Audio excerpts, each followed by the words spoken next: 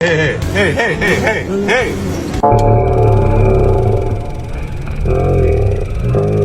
No lighter, no lighter. Oi, Dami, dami. Hey. Dami, dami. already moving. Okay, okay. Hey, No lighter, dami. you steal money? Still money. Please come here.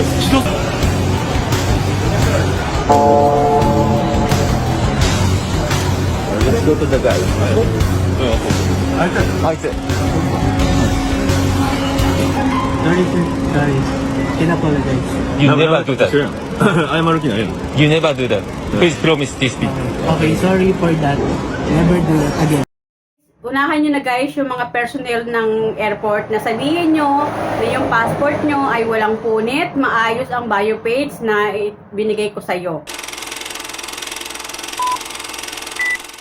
Hello mga ka-dreamers! Welcome back to my vlog. Hello everyone! For today's video, meron lang akong i-share sa inyo na modus sa Philippines airport. So kaya ano ba itong modus na to guys? Ang modus ngayon dyan sa airport ng Pilipinas ay punit passport. Okay, yes guys, punit passport. Marami na pong nag-share sa Facebook, sa YouTube na yung mga passport nila ay may punit na nung binalik sa kanila at yung iba hindi na nakalis kasi nga may punit na.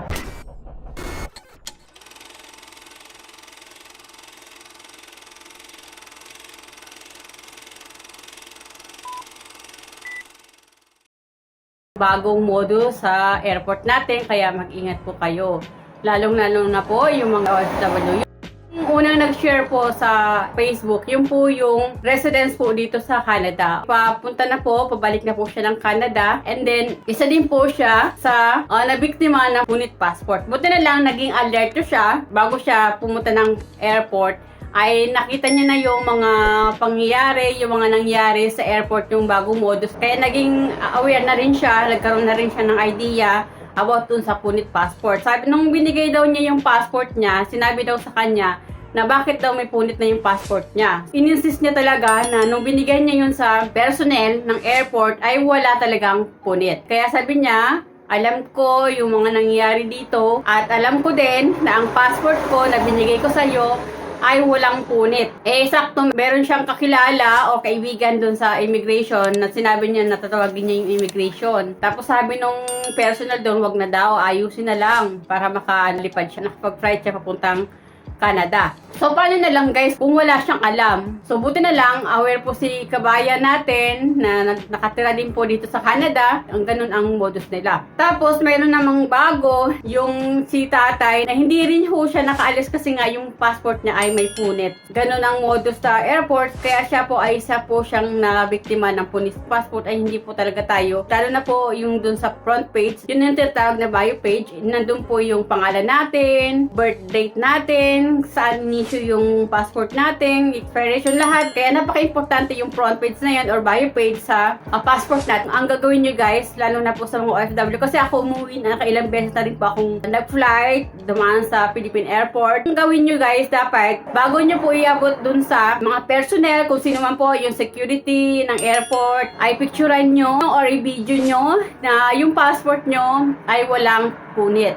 Para mayroon kayong ebidensya, o kaya pag bago nyo i-turn over yung passport nyo, ay sabihin nyo, yung aking passport ay walang punit, maayos kong binigay sa'yo. Unahan nyo na guys yung mga personnel ng airport na sabihin nyo na yung passport nyo ay walang punit, maayos ang bio page na binigay ko sa'yo. Ngayon, dahil nga po sa dami na pong na biktima ng punit passport, umaksyon na po ng government, hindi na po pwedeng hawakan ng mga security personnel yung passport para papasok na ng airport yung mga OFW magpa-flight. So, hindi na po nila yon hahawakan. So, ipapakita nyo na lang po yung passport nyo na hindi na po nila hahawakan. Pero pagdating nyo po sa check-in, kung saan po kayo mag-check-in, sila na po ang check ng passport nyo. So, kapag nag-rebook kayo, sinong magbabayad ng bago yung ticket? Syempre kayo.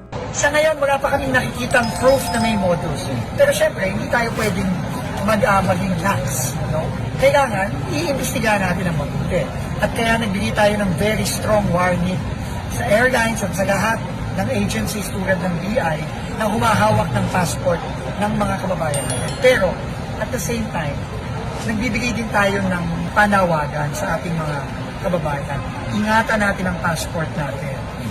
ang gagawin natin ay maging aware po tayo sa pag-aabot po ng passport natin, lalo na po sa Philippines Airport. Huwag natin iiwan yung passport natin kasi hindi natin alam kung ano mga pwedeng gawin. Kasi ako ilang beses na rin po ako nakaalis ng airport ay wala naman po nag-i-issue yan dati. Ngayon na lang po yan with passport. So hindi po natin alam ano yung plano nila. Bakit ganyan na naman yung modus nila ng police passport. Okay guys, so yun lang guys. Na-share ko lang sa inyo yung bagong modus sa Philippines Airport, yung punit passport. So ingat po para hindi po tayo mabiktima, para makaalis kayo at maging smooth po yung pag-flight nyo pabalik kung saan mang bansa kayo pupunta. So yun lang guys. Bagamat tungkulin ng mga airline na tiyakin ng visa at integridad ng pasaporte ng mga pasahero, hindi daw dapat inaabuso ng kanilang mga tauhan ng kapangyarihang ito. Base sa umiiral na protocol, kailangan makapag-ugnayan ng mga airlines sa immigration authorities ng bansang pupuntahan ng pasahero upang beripikahin kung tatanggapin pa rin ng pasaporteng may sira. So guys, if you find my video helpful, please subscribe naman po and do like and share na rin po kung nagustuhan nyo po yung mga video ko at nakakatulong po sa inyo. Please pakiclick naman po yung bell notification para ma-notify po kayo sa mga bago ko video. So yun lang guys, thank you for watching. Bye, God bless us all.